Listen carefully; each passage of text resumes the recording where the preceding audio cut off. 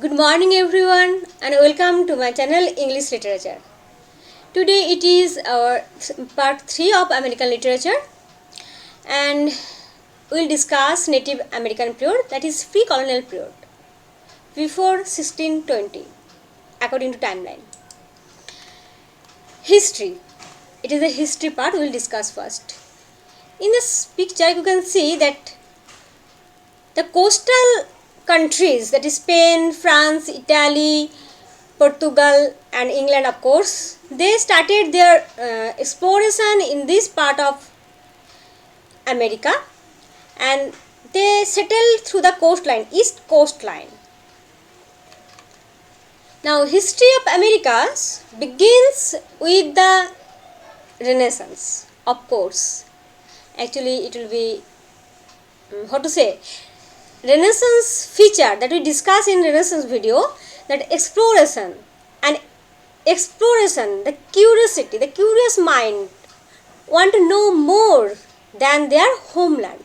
What is beyond this? They were not satisfied. They are not satisfied to be bound within that comfort zone. They want to know more. What is beyond this sea, beyond the Atlantic? New trade market, new trade route for knowing beyond the limited homeland. For more resources, they planned for voyages. So, there are so many instigation, motivation behind this exploration. But the curious mind, that is, we want to know more than what we have. It is the root of all the exploration. That is the Renaissance mind. Now, major European countries, especially those who are in the coastal area, because it was convenient for them, they started competing to conquer the new world. The seed of colonialism was sowed during this time, during the time of exploration. In the name, the motivation, in the name of glory, they feel that if they can conquer new land and then they can occupy it, settle there and reign there, it will be glorified for them. Greed for gold, greed for treasure, greed for money, greed for power. And finally, of course, there is God. Greed to be to just spread out the Christianity, spread out religious beliefs, because religious institutions are also dividing. So everyone wants to compete with each other to get the superiority. Everyone wants superiority. 1492, Columbus, an Italian explorer, sailed across the Atlantic and arrived at Bohemia. But Columbus was not sure that it is America. He thought it is India. Actually, he sailed to search a short route to India through west, because east was captured and dominated by the Ottoman Turks, and the Ottoman Turks forced to pay heavy tax for the Christians. So, for trade and marketing, they need some shortcut route, and that will be available. So, Columbus's actual intention was that, and he also promised that he wants to spread Christianity among the others parts of the world. Now, Columbus at first pleaded to Portugal's monarch, but Portugal did not pay any heed, took no interest in Columbus's plan. So, Columbus went to Spain and sought the support of Ferdinand and Isabella, who were at the time in the throne.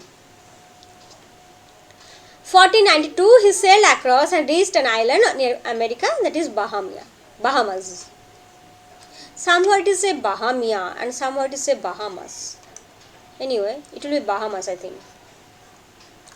Columbus again made 3 voyages, and then 1497 John Cabot of England explored the Atlantic coast of Canada.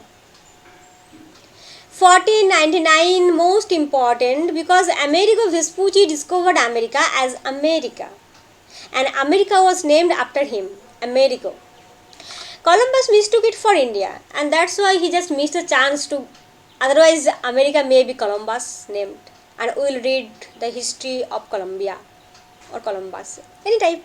Okay, later. Let just discard that. So America was named after him.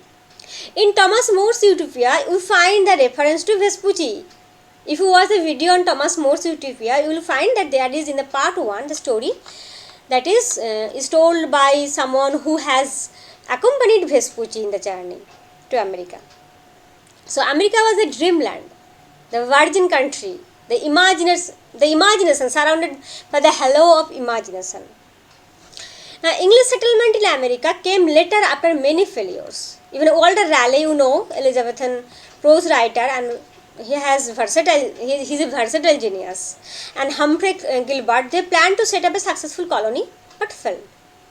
They set up, Walter Raleigh, in 1585 in Roanoke Island. They set up a civilization, a settlement. But when the visitors went there, they found there is not a single trace of any settler. Just mysteriously they just evaporated, and no one knows what was the actual reason of their vanishing. In England, the situation was changing. Social and political life was torn between several issues. God was divided due to Reformation. Your God, my God, your scripture, my scripture. Different sects, every branch wanted to dominate there, prove their superiority.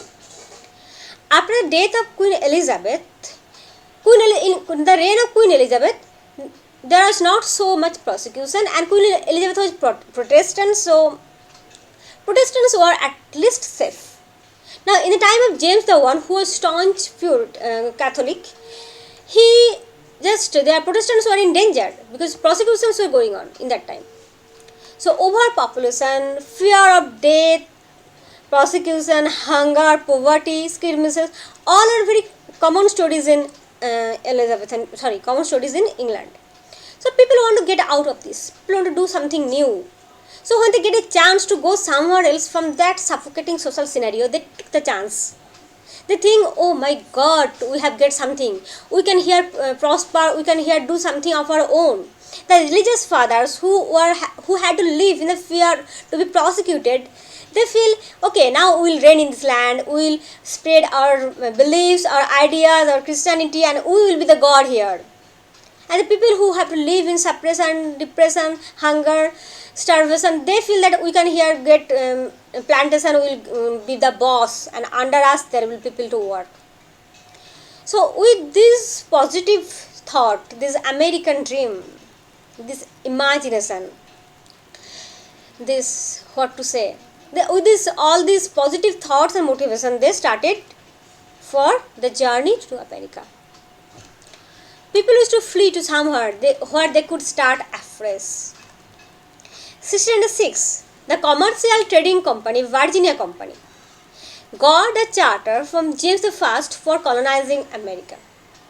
And the next year, so they sailed out under the leadership of John Smith with the 3 ships, Susan Constant, Discovery, and Godspeed.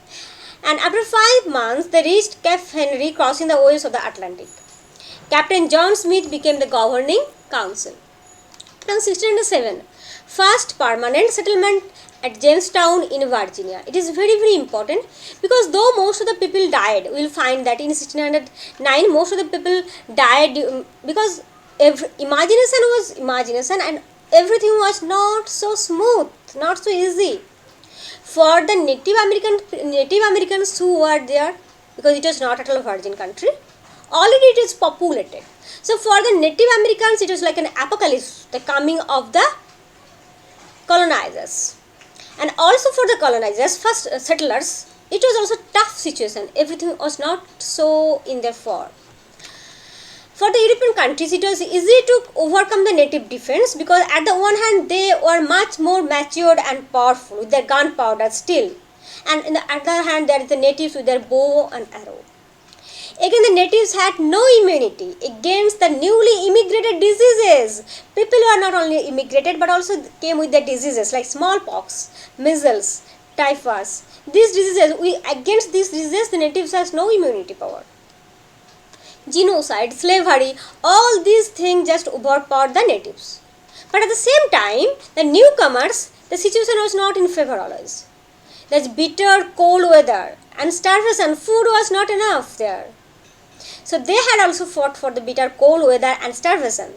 And in 1609, 1607, we find that first settlement, and in 1609, most of the settlers died of severe cold and hunger. Now, not only English, but French, Dutch, Spain, other seacoast countries sailed to conquer the New World. So it is not a melting pot that every culture has come here and just melted in something new.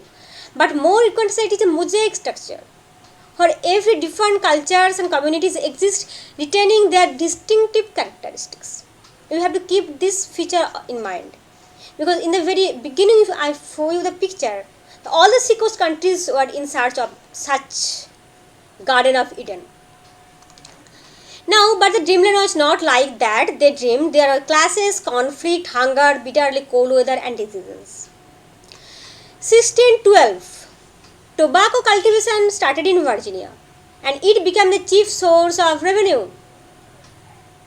Original plan was of the colonizers was at first it was religion. When the Puritans will come first we will discuss, but actual purpose was to make money.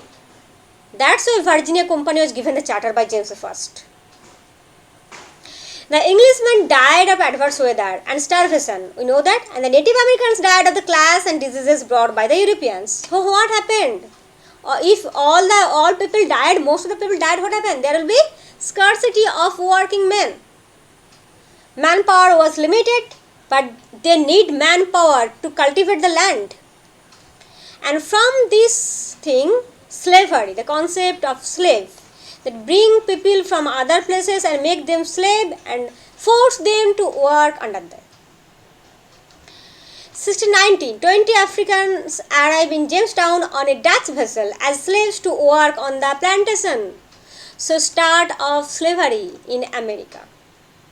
Because there is limited manpower and they want more and more for their plantation work. Okay, slave. No, it is not me. Anyway, thank you. So, it is our 1690 and in our next video we will talk after 1690, that is from 1620, that is the colonial period. It is included. Already from 1607 it started, but we discuss till 1690 and 1620 we will discuss later.